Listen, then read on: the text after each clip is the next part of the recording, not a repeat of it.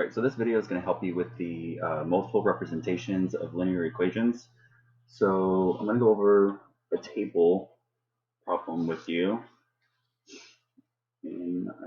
So I know typically the hardest part for tables is finding the y-intercept. So before we can find the y-intercept, I'm going to do number 8, by the way. Alright, so before we can find the y-intercept from a table, first we need to find the slope. So remember, to find the slope, we need to do change in y divided by change in x. So remember that's delta, so delta y over delta x, that's change in. So remember change in is how many units you're moving in the y-axis divided by how many units you're moving in the x-axis each time. So to do that, we pick a group of two pairs. So negative 6, 3, negative 3, 4. It's always easier to just use the first two set of pairs. All right, so our goal is to find the change in. So we're going to start with y, and that's going to be our numerator, and we're going to divide it by the change in x. So the change is how many units you're moving from 3 to 4. So from 3 to 4, what are we adding or subtracting to 3 to get to 4? Well, that's plus 1. So that means our change is going to be plus 1 for change in y. So that means that I'm going to put a positive 1 for the numerator. And then to come over here, for the x, change in x goes in the denominator. So what are we adding or subtracting to negative 6 to get to negative 3? Well, we're adding 3 because negative 6 plus 3 should get you negative 3. So I'm going to go ahead and put positive 3 in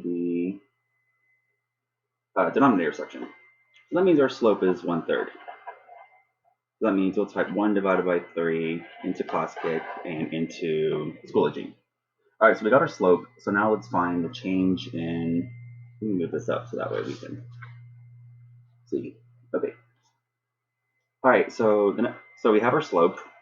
So the next step into finding the y-intercept is find which two pairs of x and y values 0 lies in between. So we need to find out where 0 is. So we need to ask ourselves, does 0 land in between negative 6 and negative 3? Does it land in between negative 3 and 3? Does it land between 3 and 6? Well, it lands between negative 3 and 3. So I'm going to go ahead and just write a 0 in there.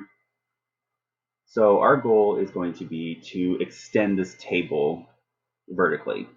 So I'm going to go ahead and put this as our beginning coordinates. So x and y. All right, so I'm going to go ahead and put negative 3 and 4. So that's our first set of pairs. Okay, so it says rewrite table with x values counting in increments of 1 until you reach 0. Okay, so that means we go from negative 3 to 3. So I'm going to write our new table from negative 3 to 0, adding 1. So we're going to have to add to get to 0. So plus 1 is going to get us to negative 2, plus 1 more. So these are 1 increments of 1. So plus 1 more is going to be negative 1, and then plus 1 more is going to be 0. All right, so that means that we have, let's go ahead and put in the 3 to 6 as well. So that means we're going to have 1, 2, 3, and we'll go with 3 is 6. So we're going to put the 6 there. All right, so now it says add the slope, or it could be subtract the slope. So it just depends. If we have a negative slope, then we would subtract. But our slope in this case is positive 1/3. So it says add the slope to each y value until you reach 0. So that means from here to here, we're going to add the slope of 1/3. So don't use decimals. Type it in on the calculator exactly as a fraction. So we're going to type that as 4 plus open parentheses 1 divided by 3 close parentheses, and we get 4.3 repeating. So I'm going to add, so to this 4.3 repeating, I'm going to add a third again. 1 divided by 3, and I get 4.67, and that's repeating. Well, the 6s are repeating. and then I'm going to add a third again from here to here, which will get us to 0 plus a third, and that gets us 5. So what is the y? So remember, y-intercept is what y equals when x equals 0. So you just have to make sure you follow these rules right here.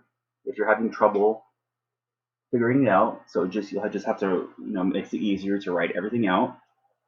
So that's how you find the slope, and that's how this is the y-intercept. So the y-intercept in this case would be 5. So you would type in 5 onto Classkick and into Schoology. All right, so let's go over a graph. I'll just do 13. Let's see if I can zoom in.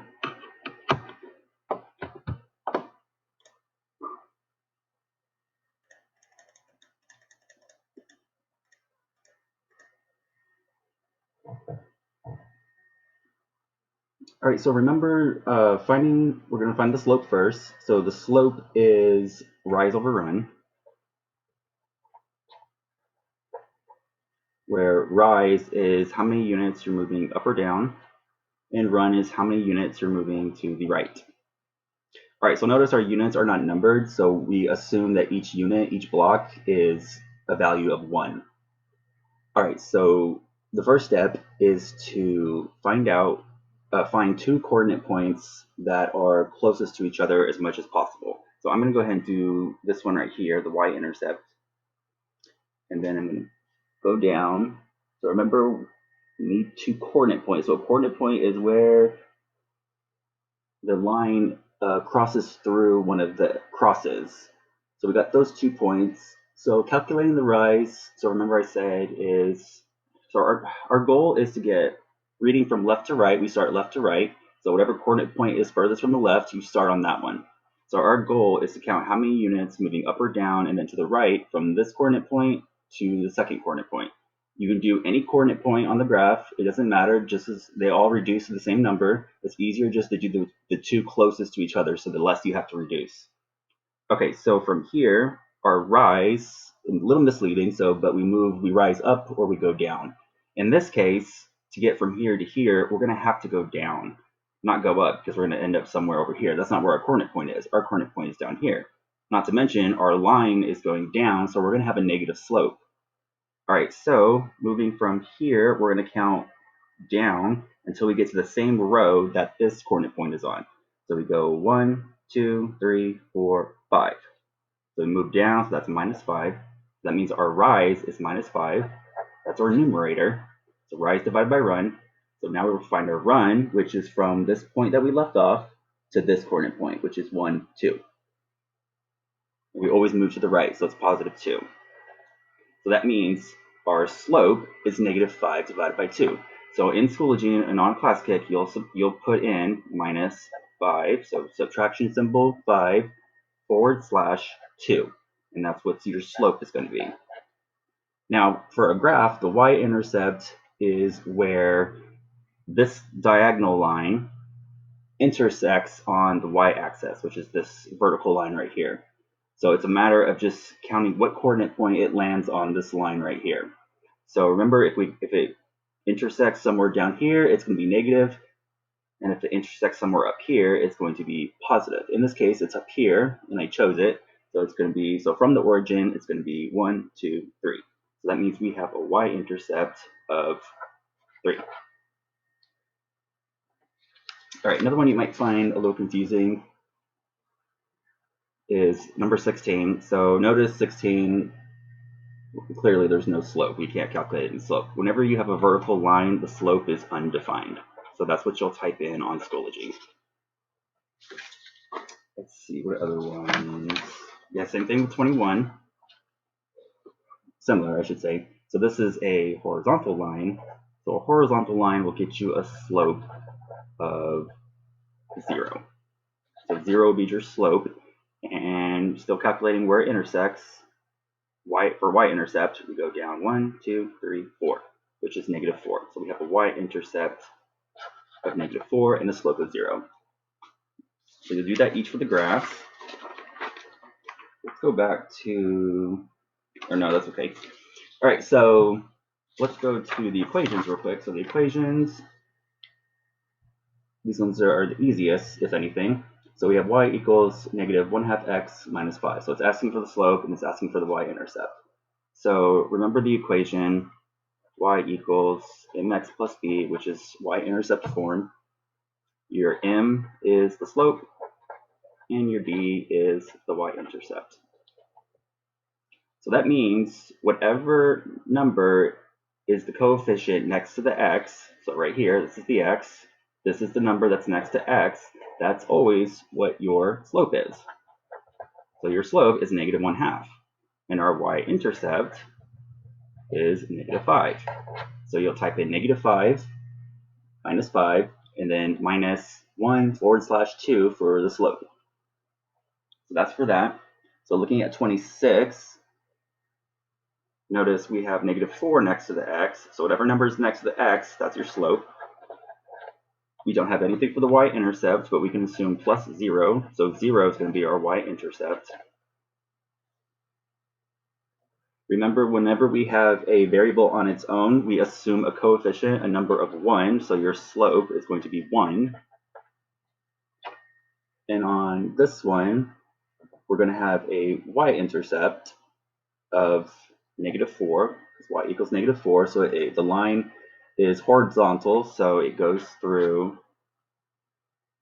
negative 4 like this. And you have a horizontal line, so you would have a slope of 0.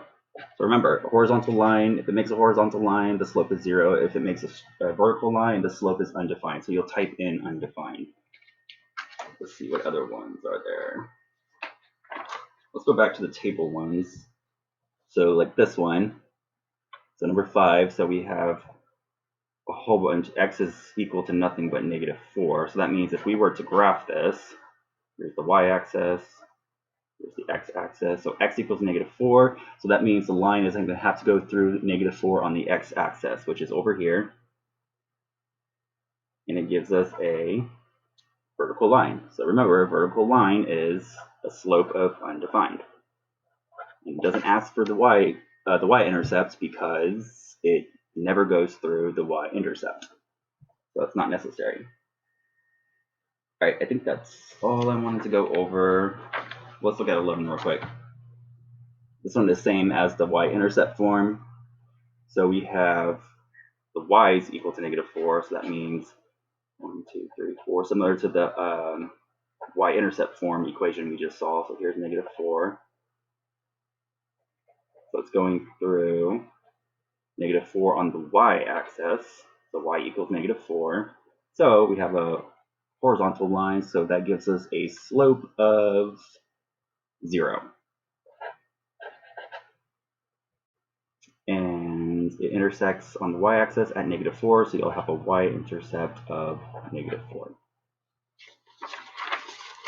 All right, so that should help you with these problems.